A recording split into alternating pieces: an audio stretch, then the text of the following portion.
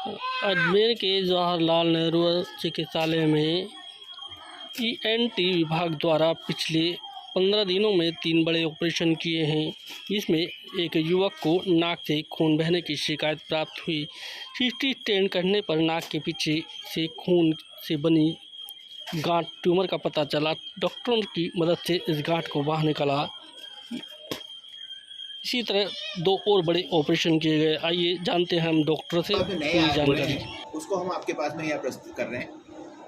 और आज में आपको दिख रही है और सांस की नली 5-10% की भी नहीं रहेगी। ये मैडम ने हमको उपलब्ध कराया, बिल्कुल नैरो रखी है, बिल्कुल ये जो 17 हिस्सा था बिल्कुल सिकुड़ सांस लेने में दिक्कत होने लगी है। ये वाला हिस्सा देखिए, ये प्लेकेटिविटी और ये वाला हिस्सा। फिर इसमें हमने इसको, ये नाक का स्ट्रक्चर है, नाक की इस हड्डी के मैक्सिला के बिल्कुल पीछे की तरफ होता है। ये इस जगह पे होता है। आखिर यहाँ तक पहुँचने के लिए पहले इस हड्डी को पुराने ज़माने में क्या करते थे, ट्रेडिशनल टेक्निक में हम ओपन करते थे, इस मैक्सिला को घुमाते थे पीछे तरफ। आजकल एंडोस्कोपिक सिस्टम दूरबीन से हम करते हैं और हमें बहुत अच्छे उपकरण राज्य सरकार ने उपलब्ध कराएं। जो कैमरा सिस्टम हमारे पास है वो 40 लाख का कैमरा सिस्टम है, 4K इमेजिंग सिस्टम है। इसके साथ ही हमें एक नेविगेशन सिस्टम उपलब्ध कराया गया, जिसकी अभी कॉस्ट जो है मतलब दुनिया का सबसे बेहतर सिस्टम है और 1.5 करोड़ का वो सिस्टम। ये हमें ब्लैक फंगस की सर्जरी के टाइम उपलब्ध कराया और हम लोगों ने इसमें ब्लैक फंगस के ऑपरेशन किया। अब इसमें नाक की सर्जरी में इसमें क्या होता है, हमें एग्जैक्ट लोकेशन पता चलती है। मैडम हमको सिटी स्कैन उपलब्ध कराती है, हम सिटी स्कैन उसमें डाल देते हैं। जब हम ऑपरेशन करते हैं तो हमें अलग अलग मार्कर्स होते हैं, पॉइंटर्स होते हैं, तो हमें एग्जैक्ट लोकेशन पता चलती है कि हम शरीर के किस अंग पे ऑपरेशन करते हैं। तो ये सबसे अत्याधुनिक सिस्टम हमें कोविड म्यूकर ब्लैक फंगस की सर्जरी के टाइम उपलब्ध कराया गया था, जो कि हमने इस बच्चे में काम में लिया। बच्चे को दिक्कत क्या हो रही थी? बच्चे की जैसे खून में कारण ये बिटाइन ट्यूमर है, नॉन कैंसरस ट्यूमर है और ये केवल मेल बच्चों में होता है 10 से 18 साल की उम्र, हार्मोनल ट्यूमर। अब ब्लीडिंग बंद हो गई? अब बिल्कुल बिल्कुल। और ये पूरा ट्यूमर राजस्थान में केवल गवर्नमेंट सिस्टम में 4-5 जगह लगे और ये ब्लैक फंगस के टाइम उपलब्ध है। ब्लीडिंग का बड़ा रोल रहा और इसमें भी ब्लीडिंग का बहुत खतरा रहता है। इन तीनों सर्जरीज में एनेस्थीसिया विभाग के बिना ये संभव नहीं, क्योंकि सांस की नली का काम था पहले में, सारा ये मैनेज करता है। और इन दो पेशेंट और स्पेशली जो तीसरा केस आ रहा है, जो कि हम मेन पैरोटिड आर्टरी पे कर रहे हैं, तो ये बच्ची जो थी इसमें ज़्यादा हमारा ब्लड लॉस कुछ नहीं हुआ, तो पेशेंट बिल्कुल हमारा फिट। जो हमारा तीसरा पेशेंट था,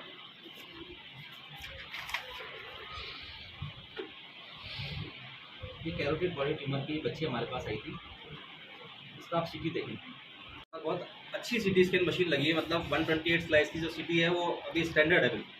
ये ट्यूमर है, ये खून की मेन वेसल है, जैसा सर ने बताया, जो मेन धमनी है जो दिमाग तक खून पहुँचाती है। इसका जो जंक्शन है, ये वाली धमनी जा रही है आपकी ब्रेन में और ये जा रही है, तो इसके जंक्शन पे ट्यूमर, इसके जॉइंट पे ट्यूमर, इसको पैरोटिड बॉडी ट्यूमर कहते हैं। और पेशेंट की पल्स भी कम होती है, 60 के आसपास पल्स थी, क्योंकि धड़कन को अनियमित करता है। तो इसमें एनेस्थीसिया विभाग का मैडम थे, इसका बहुत रोल था, क्योंकि इसको जैसे ही हम हैंडल करते हैं पेशेंट की पल्स डाउन हो जाती है। और यदि ये इनमें से कोई भी धमनी फूट जाए तो एकदम से आप देखें कितना डायरेक्ट हार्ट से ब्लड आता है। ये ट्यूमर, इसके ट्यूमर सिंपल गांठ करके आई थी बच्ची, गांठ होगी, कारण ये ट्यूमर मतलब इसका ऑपरेशन बहुत मुश्किल है। और जैसे ये पूरी धरती दिमाग में लग गई और उसका खतरा है। इसके बाद फोटोज दिखाया था, उससे वहाँ चल रहा है। ये जो तीनों सर्जरी हुई है, तीनों विशिष्ट टाइप की सर्जरी है। अगर डॉक्टर योगेश जी साथ में खड़े थे, क्या होता है, पेशेंट की तो पल्स कम होती है और सर्जन की पल्स बढ़ जाती है ऐसे केसेस। तो जो ये सर्जरी हुई, इस सर्जरी में मल्टी डिपार्टमेंट अप्रोच है, department of medicine, department radiology and department anaesthesia. पता ही नहीं चला कि पेशेंट का कोई हीमोडायनेमिक अनस्टेबल हो रहा है, अदरवाइज पेशेंट की पल्स एक बार 40 तक भी चलेगी, फटाफट मैनेज कर लिया। ब्लड लॉस किसी भी पेशेंट में नहीं। इस तरह की सर्जरी करना, रिस्क कवर करनी होती है, तो उसमें पेशेंट के अटेंडेंट का भी एक सहयोग। और अभी ऐसे रहना है।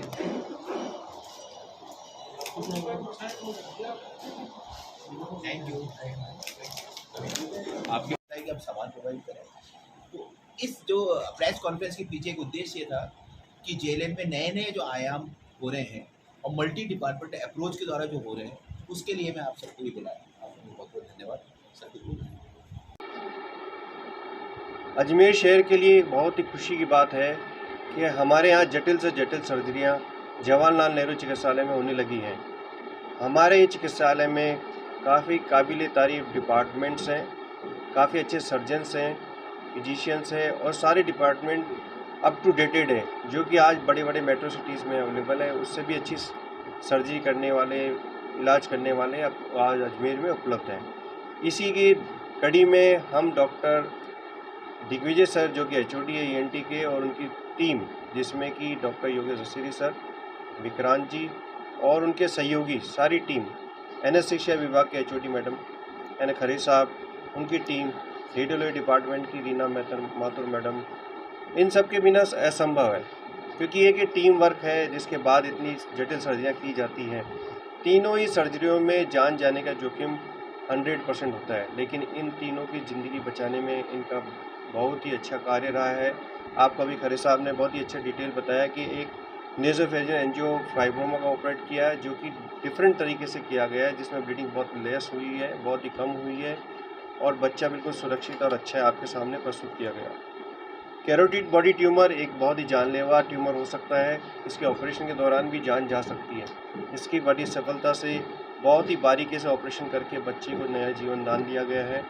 तीसरा ऑपरेशन हमारा जो रहा है tracheal stenosis. Commonly tracheal stenosis dilatation से भी करी जा सकती है, पर इसका इतना डिफ़िकल्ट प्रोसीजर था, बहुत ही नैरो स्पेस था।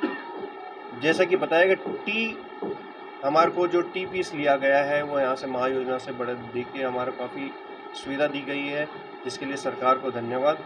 और सर्जन्स ने काफ़ी अच्छा सर्जरी करी है। आपके सामने बच्चा आज सांस ले पा रहा है, अन्यथा ही सांस के कमी की वजह से बच्चे की दुर्घटना होकर जान जा सकती थी। तो मैं इन पूरे विभाग को, जवाहरलाल नेहरू को, चिकित्सालय को धन्यवाद के पात्र हैं और प्रशासन, सरकार, सभी को मैं धन्यवाद अर्पित करना चाहता हूँ। और इसी की कड़ी में मैं जो सर्जन हमारे पास मौजूद है HOD डिपार्टमेंट ऑफ ENT, जो कि विस्तृत जानकारी देंगे क्या क्या ऑपरेशन किया, कैसे किया, डॉक्टर दिग्विजय सिंह जी। बताया और सुप्रिटेंडेंट साहब डॉक्टर खरे ने बताया, ये जो ऑपरेशन है कैरोटिड बॉडी ट्यूमर ऑपरेशन, ये बहुत ही रेयर ऑपरेशन है। मैंने तो अपने 30 ईयर के कैरियर में मैंने देखा नहीं है, बहुत ही रेयर है और बहुत ही कॉम्प्लिकेटेड सर्जरी है। इसमें एनेस्थीसिया देना भी बहुत ही चुनौतीपूर्ण रहा है, क्योंकि बार बार जो है मरीज़ की धड़कन जो है वो अनियंत्रित हो जाती थी, बार बार BP जो है वो ऊपर नीचे हो जाता था। तो हमें बहुत ही इस पूरे सर्जरी के दौरान बहुत ही विजिलेंट रहना पड़ा और बहुत ही ध्यान रखना पड़ा। तो इसमें एनेस्थीसिया देना बहुत चुनौतीपूर्ण है। कहना चाहूँगी कि ये जो हमारे पास मशीन है 128 स्लाइस थी, इसमें बड़े थिन सेक्शंस आते हैं और ये जो जटिल सर्जरी है, इसमें सर्जन को पूरे स्ट्रक्चर्स, जो आसपास के स्ट्रक्चर्स हैं, उनके बारे में पता होना बड़ा आवश्यक होता है। एक ज़रा सी गलती एक बहुत बड़ी ब्लीडिंग का कॉज बन सकती है और मरीज़ की टेबल पे डेथ भी हो सकती है। ये थोड़ी रिस्की सर्जरी होती है और मेरी टीम डॉक्टर निर्भय, डॉक्टर अविनाश गुप्ता, हम सब ने मिलके स्पेशली बहुत ध्यान से देखा, क्योंकि मैडम ने बताया रेयर केसेस हैं, ऐसे ट्रेकियल स्टेनोसिस के भी ऐसे केसेस देखने को नहीं मिलते, ना कैरोटिड बॉडी ट्यूमर्स देखने को मिलते हैं। ये रेयर केसेस हैं जो देखने पर एकदम हम भी और पढ़ते हैं कि क्या ये वाकई में वही है या हो सकता है। हम डिफरेंशियल डायग्नोसिस में इनको रखते हैं और इस तक पहुंचने के लिए काफ़ी और भी हमें गूगल वगैरह पे सर्च करना पड़ता, वो हम कर पाए और हम हेल्प कर पाए ENT सर्जन्स को कि वो आगे बढ़ें और इसे सर्जरी करें। इसमें मेरी टीम है। जी सर। ENT डिपार्टमेंट बधाई के पात्र हैं, क्योंकि जो ये इंटरनेशनल लेवल की सर्जरी करी है, एक छोटे टाउन अजमेर जैसे टाउन में सर्जरी करके, ENT रेडियोलॉजी और एनेस्थीसिया विभाग को बहुत बहुत बधाइयाँ। ये ऐसी सर्जरी देखने को रेयरली मिलती है और ये हमारे रेजिडेंट्स के लिए भी बहुत अच्छी बात है और विभाग के लिए भी बहुत अच्छी बात है कि इस तरह की सर्जरी इन्होंने करके, चुनौतीपूर्ण सर्जरी करके इस अस्पताल का नाम ऊँचा किया। राज्य सरकार का तो है जो सब सारी सुविधाएँ फ्री में उपलब्ध कराई हैं और बच्चे तीनों सुरक्षित हैं। यही मेडिसिन विभाग इसमें हेल्प करता है सर्जन को, कि जबकि मेन चुनौतीपूर्ण कार्य जो है वो ENT विभाग का है। ठीक, किस तरह के मरीज आए और किस तरह ऑपरेशन चला और कौन कौन से मरीज हैं और क्या? ये 3 तरह के पेशेंट्स के बारे में आपको बता रहा हूँ। एक तो नेज़ोफेरेंजियल एंजियोफाइब्रोमा, ये जो अपने 10 से 18 साल के मेल जो बच्चे होते हैं उनमें ट्यूमर होता है और इसमें नाक में से ब्लीडिंग होती है और अत्यधिक ब्लीडिंग होती है और जो कि जानलेवा भी हो जाती है। अधिकतर बच्चे एनीमिक होते हैं और ट्यूमर का लेट पता चलता है। तो ये ट्यूमर नाक के पीछे की तरफ स्थित होता है। तो ये बच्चा हमारे पास सीकर से आया था, उसको पिछले 3-4 महीने से ब्लीडिंग हो रही थी बार बार। तो हमने बच्चे का यहाँ CT स्कैन कराया तो हमें पता चला कि इसके एंजियोफाइब्रोमा है जो कि गाल की हड्डी के पीछे तक फैल गया। तो हमने इसका ऑपरेशन जो पहले ट्रेडिशनल टेक्निक में तो ओपन होके होता था, हमारे पास अत्याधुनिक कैमरा सिस्टम्स और नेविगेशन सिस्टम है, तो हमने इसकी मदद से दूरबीन से बिना चीरे के इस बच्चे का ऑपरेशन किया है। इस ऑपरेशन में बहुत ज़्यादा खून बहने का खतरा रहता है, पर हमारे पास एडवांस क्लिप्स और हीमोस्टैटिक डिवाइसेस थी, तो हमने ब्लीडिंग नहीं होने दी इसकी और पूरा ट्यूमर हमने निकाल दिया बच्चे का बिना किसी चीर फाड़ के। वो यदि नहीं निकालते तो ट्यूमर बढ़ता रहता, इसके आँख पे और दिमाग पे दबाव डालता या अत्यधिक ब्लीडिंग से बच्चे की जान को फ्यूचर में खतरा हो सकता था। बच्चा हमारे पास सुरक्षित है और कोई इसमें बहुत ज़्यादा ब्लड लॉस नहीं हुआ और फिट है बच्चा। दूसरा जो हमारे पास पेशेंट आया था वो एक बच्ची है जिसके कि लेफ़्ट साइड में गले में गांठ उसको 3-4 महीने से लग रही थी।